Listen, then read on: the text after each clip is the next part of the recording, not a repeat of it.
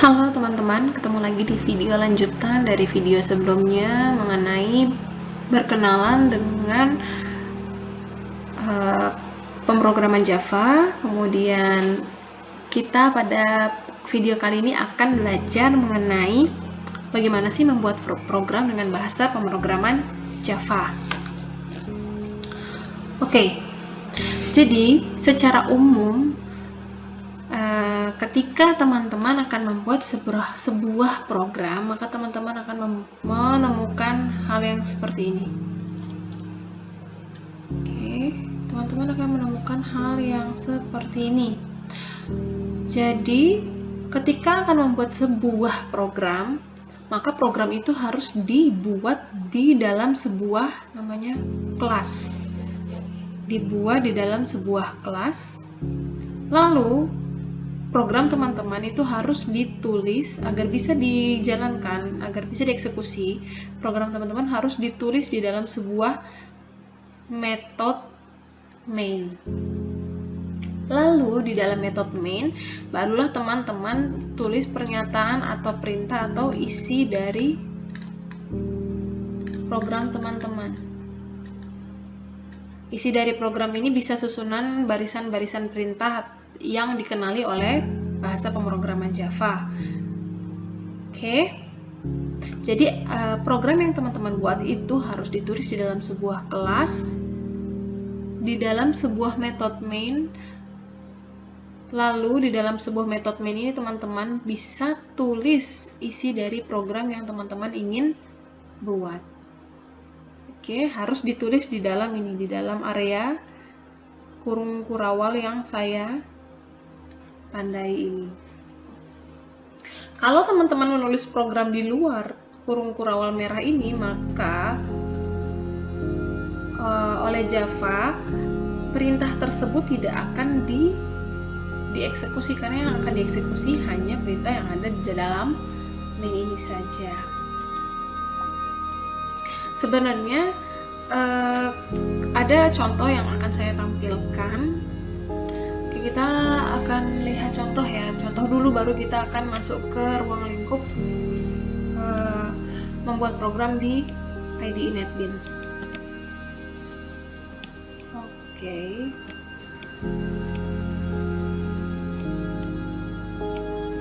Nah, ini dia program pertama. Oke, teman-teman lihat ya, teman-teman bisa identifikasi bahwa ini kita membuat program namanya selamat datang, ditulis di dalam sebuah kelas, nama kelasnya selamat datang. Kemudian isi dari programnya itu dibuat, perintahnya itu dibuat di dalam metode main, dimana di sini ada sebuah perintah.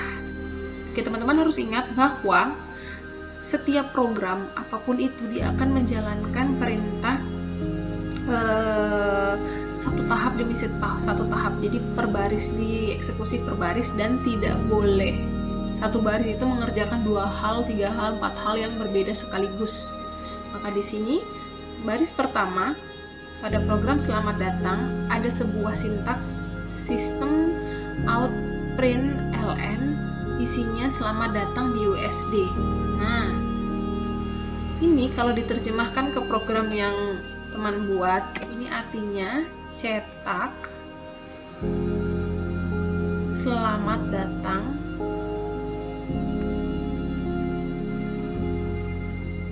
di USD. Dicetak kemana? Dicetak ke layar. Cetak ke layar. Tulisannya adalah selamat datang di USD. Jadi sintaks berupa sistem out print ln ini adalah perintah untuk mencetak sesuatu. Oke, seperti itu. Nah, nanti hasilnya, outputnya berupa nih, tulisan selamat datang di USD. Kemudian program pertama kita ini bisa kita modifikasi. Oh ya, sebelumnya mungkin ada teman-teman yang bertanya nih, Bu, ini maksudnya apa? Ini maksudnya kok ada garis 2 terus tulisan program untuk menampilkan tulisan di bawahnya lagi garis 2 pada layar komputer, kemudian di sini ada lagi akhir dari kelas selamat datang. Ini disebut sebagai komen pada program, atau gini loh, catatan si programmer. Jadi teman-teman boleh membuat catatan di program teman-teman. Nah, nanti catatan-catatan ini tidak akan ikut dieksekusi, tidak akan ikut dieksekusi oleh program dan tidak akan ditampilkan di program. Makanya kalau teman-teman perhatikan di output ini tulisan program untuk menampilkan tulisan selamat datang di USD, ini tidak akan tercetak di bagian output hasilnya. Begitu juga dengan kita coba untuk modifikasi program pertama ya. Teman-teman lihat ini kelasnya, ini mainnya, lalu ini isi programnya. Kalau sebelumnya programnya hanya ada satu baris, yang ini ada dua baris, artinya ada dua perintah yang dilakukan. Yang pertama, cetak selamat datang di USD, lalu cetak piye kabare la penak jamanku toh. Nah, jadi ada dua hal yang dilakukan di program ini. Pertama cetak selamat datang, yang kedua cetak piye kabare. Outputnya harusnya berupa selamat datang di USD, piye kabare la penak jamanku toh. Nah, ini. Oke, teman-teman sabar dulu ya, nanti kita akan coba potongan program ini di IDE NetBeans dan saya akan tunjukkan ke teman-teman. Nah, seperti yang sudah saya jelaskan sebelumnya, kita bisa membuat komentar atau catatan di program kita. Bisa ditulis dengan ini, formatnya adalah membuat garis miring 2 seperti ini. Ingat, jangan dibuat garis miring 1 ya teman-teman. Kalau garis miring 1 saja itu tidak akan dianggap sebagai sebuah komentar atau catatan oleh Java. Atau kalau misalnya ribet nih bikin garis miring 2 kali, di setiap kali mau bikin catatan, teman-teman bisa gunakan format garis miring terus tanda bintang, terus isi dari catatan teman-teman, lalu ditutup lagi dengan tanda bintang dan garis miring. Oke. Nah, ini adalah penjelasan dari sintaks komentar. Jadi ini adalah sintaksnya, digunakan untuk komentar satu baris.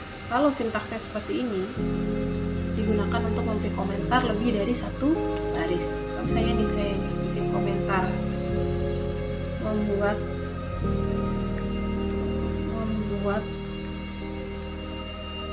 program. Yang satunya garis miring bintang buat program pertama di Java. Jangan lupa ditutup komentarnya. Nah, seperti itu teman-teman. Oke. Kalau materi yang ini sudah saya jelaskan juga ya. Ini adalah sintaks dari sebuah kelas. Karena program yang kita buat itu harus dibuat di dalam sebuah kelas. Lalu di dalam sebuah kelas ini ada namanya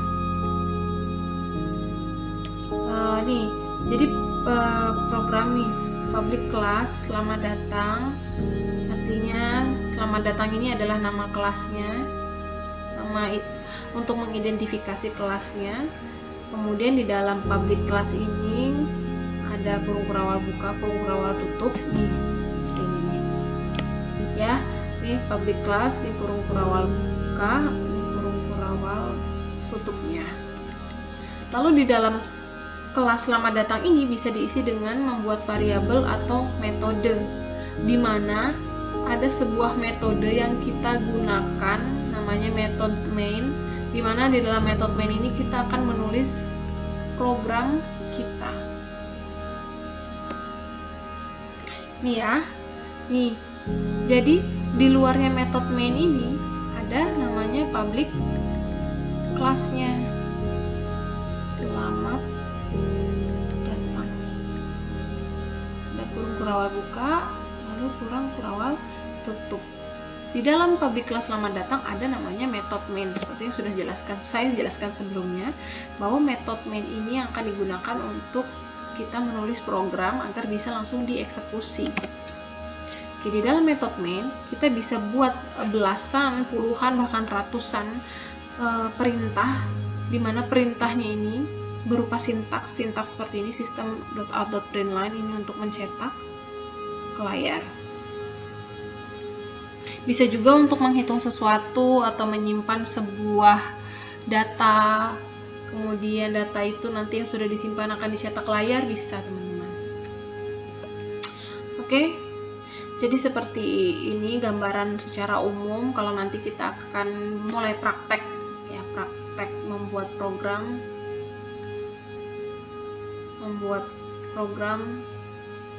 di NetBeans. Nah, jadi nanti yang akan teman-teman temui adalah hal-hal yang ada seperti ini. Oke, nanti kita akan lanjut ke